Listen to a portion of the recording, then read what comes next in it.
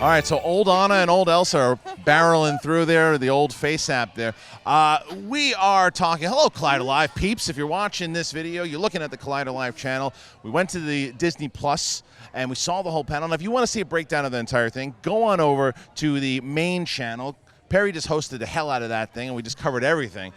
And now we're talking about just specifically the Star Wars stuff. Perri, you know, we were both knew that they were probably going to end with it, and we said, okay, Mandalorian. I think you're giving me the panel. I thought you were going to say the end, where you're giving me too much credit because, of course, I lose another bet. Yeah, that's okay though. But when it came to the actual, we said we're probably going to get a trailer here of the Mandalorian. Kathleen Kennedy comes out. She's the one who Feige came out for Marvel. She comes out for Star Wars, apropos, obviously. She goes, and as she's talking, first thing they bring out was actually Cassian Andor and Alan Tudyk to talk about the K2SO. They didn't come up. They kind of hinted, if you noticed inside that panel, Diego Luna said 10 hours or more. He caught himself. I think we're getting 10 episodes of that show. They didn't officially say. I wouldn't mind seeing something like that. I mean, not to get ahead, but I also want to know the release strategy specifically for Mandalorian and for all this kind of content. Right. We still don't really know that. I think we know you're saying as far as how it comes out. Right. After the initial debut. Yeah, I mean, we don't know if it's weekly, if it's.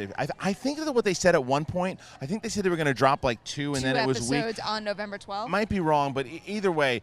The first thing you see when you see that series of Cassian Andor, you don't really get a lot out of it except the fact that they're going to be shooting it next year. They're going to you don't know when it's going to happen. You know, a prequel. They're going to de-age them a little bit from what they said, but that's really all you got from that particular thing. I mean, I'm just happy specifically to get more K2SO. Yeah. I adored that character in Rogue One, and it would be a shame just to put him in one movie and one movie alone. So it was a nice way to start the panel, bringing them out for that show. The juice of that Star Wars panel was the Mandalorian. And Favreau comes out with Filoni. They do a lot of the same shtick that they did from Celebration, for those who didn't see it last time. It's a good shtick, and they have very good chemistry. And they talked about it. They brought the cast out, and the cast kind of goofed around. They showed a lot of cool pictures, some pictures that we had seen at Celebration, some pictures that we had not seen before, and especially one in the Carbonite. Yes, I dug that, and I like seeing Jawas. Yeah, of course, and they show the Jawas, but then they show the trailer, and we see the trailer. Some images that we had seen before, but there's new stuff, I guess,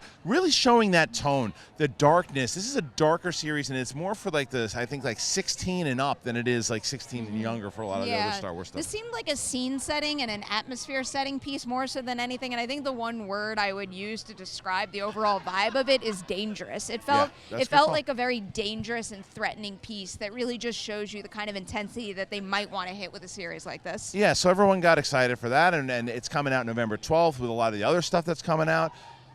But then, Kathleen Kennedy, Jon Favreau says, Kathleen Kennedy's got one more thing for you. The second she did, I said, okay, we're getting it. Yeah. It's going to happen. And then, sure as hell, Ewan McGregor hits the stage.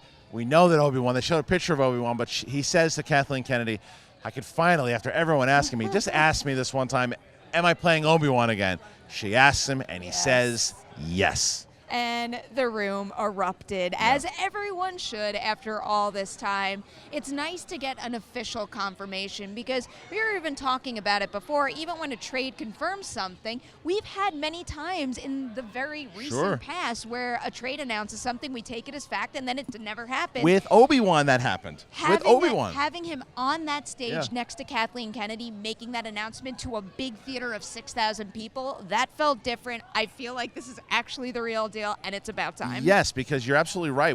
And this actually ties into all this, because the trades had announced that they were going to do an Obi-Wan movie with the director of Billy Elliot. We know that there was a script. We know that there was, and she even said, we have scripts done already, and we start shooting next year. They've had this in the works forever. They finally can get it done, and I bet you this airs. This might even air before Cassian and K2SO. I don't know about that. Oh, want to do another bet? I'm afraid to do that now. I got the sense that this was still being developed, whereas Cassian was ready to go into production. Oh, well, let's have a discussion on Jedi Council. I think it's the opposite. Anyway, what did you guys think about the announcements? We're excited that Obi-Wan was finally announced. What did you think? And I think the Mandalorian trailer's out there. Throw all your comments out there. We're going to really dive deep into this in Jedi Council, and of course we'll talk about it on Collider Live. For Perri Nemiroff, I'm me. We'll see you next time, you.